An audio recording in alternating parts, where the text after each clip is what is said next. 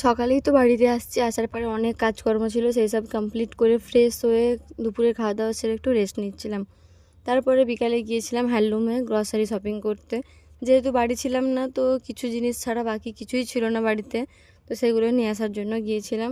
আর mainly আমি যে দুটো জিনিস নিতে গিয়েছিলাম সেই দুটোই নিয়ে নিই, মুসুর ডাল আর ট্যাং। এই দুটো ছাড়া সব কিছুই নিয়ে আসছি।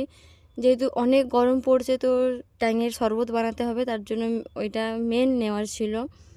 তো নিতে গিয়েছিলাম এখানে আমি একটা ডিপে, তো এখানে 3টে ডিপে নিয়ে আসছি। তার কারণ হচ্ছে যেই দামে আমি একটা ডিপে পাচ্ছিলাম সেই দামে 3টে ডিপে পেয়েছি, তার জন্য নিয়ে নিয়েছি।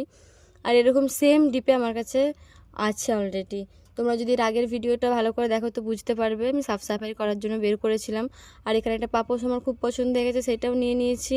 আর নিয়ে আসছিলাম পপকর্ন আর কফি। তো সব কিছু গুছিয়ে রেখে দেওয়ার পরে হাজব্যান্ড বললো একটু পপকর্ন বানাও, বানালাম। তারপরেই বলছে কফি বানাও, তো তারপর কফিও বানিয়ে দিলাম। তারপর আজকের দিনটা আমার এভাবেই কাটলো।